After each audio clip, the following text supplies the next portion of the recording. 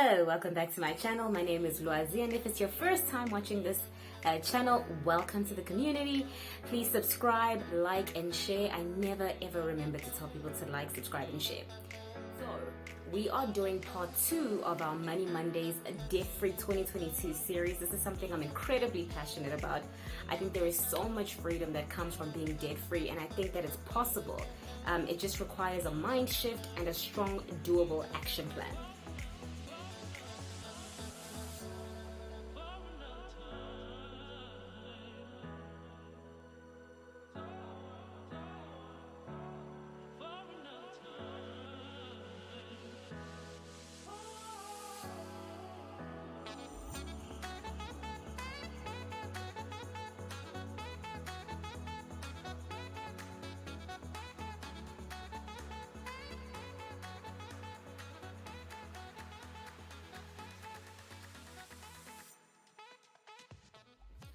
So last week I released a video where we discussed your why.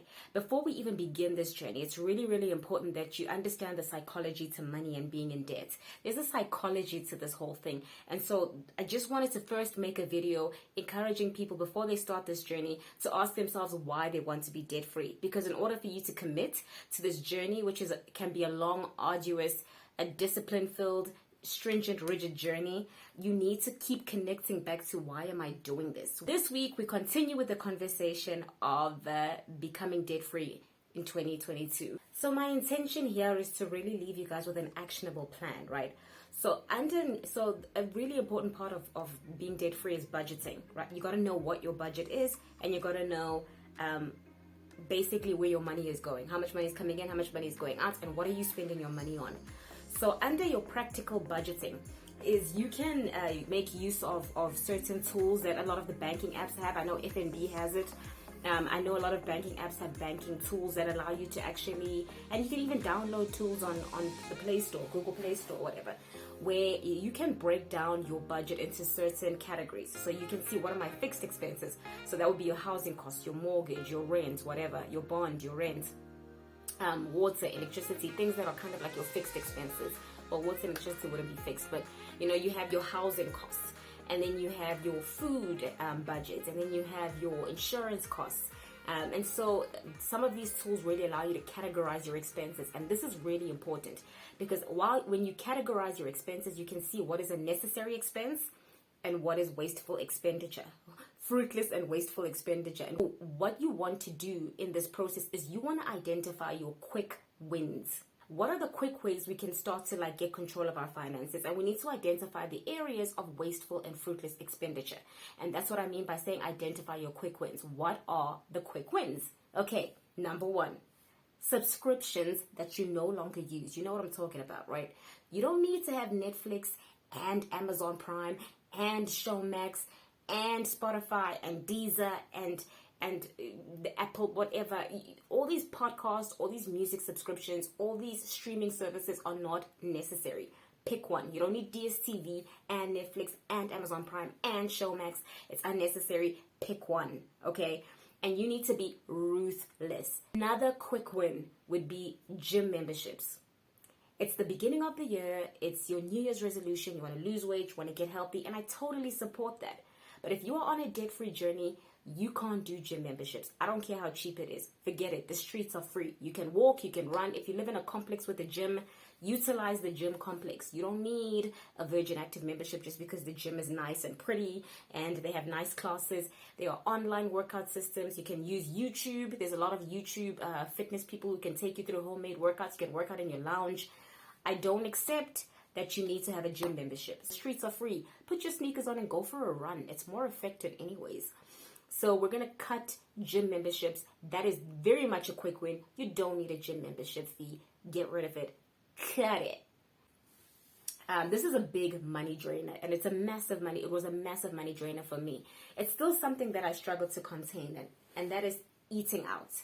So whether you're eating out because you're getting caught up in after work drinks on a Friday, Saturday brunches, Sunday lunches, whether it's that type of eating out or whether it's your buying takeout in, which is my weakness. I'm not big on cooking. I spend a lot of money buying food in, and so Uber Eats, all these like things that allow you to like order food in are incredibly, I call them, they're money drainers, and they're sneaky money drainers, because it's like you're lazy and your phone is in your hand and you just click a button and then the food arrives on your doorstep. And if you do that every day, or if you do that even like twice a week, you're talking about 100 Rand each time you like order Uber Eats. And so if you do that twice a week, that's already like 800 Rand for one meal in a month. So that is really very much a money drainer. So consider different ways to socialize with your friends. Like, I know we like to social, especially as ladies, we love to socialize over a meal, right? Or like Saturday lunches and Sunday brunches and mimosas. And it's fun. You dress up, you go out with your friends, you put on heels, you sit in a restaurant, you take pictures for Instagram.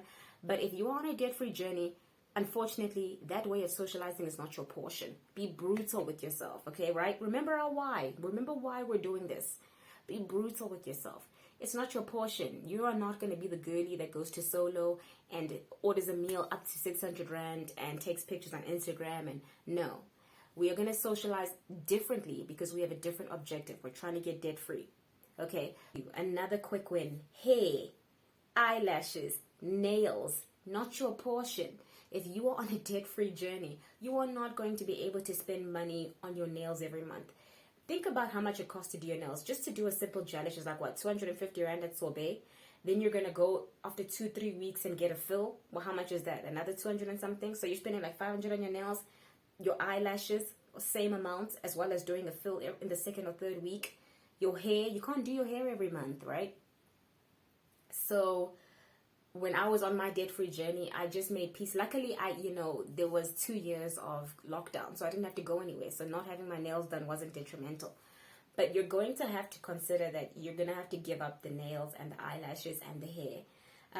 It really adds up. You're probably looking at spending about 1,000 Rand on eyelashes and nails monthly. So consider. I know this might be tough for the glamazons out there, for the slay queens, but if you're on a debt-free journey, you're going to have to just get really, really strict with yourself. Nails, eyelashes, getting your hair done every month, you're either going to have to cut it down or cut it out, but you're going to have to cut. Okay. And then also just things like update your insurance. Go look at what you're paying on your insurance premiums. Shop around. You should be doing this annually. Every year, don't get lazy. Every year, go and look at what are my premiums, what am I paying? And go and shop around. Someone's going to give you a better deal.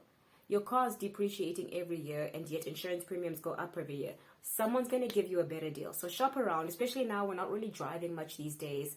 And so you can justify an insurance premium cut.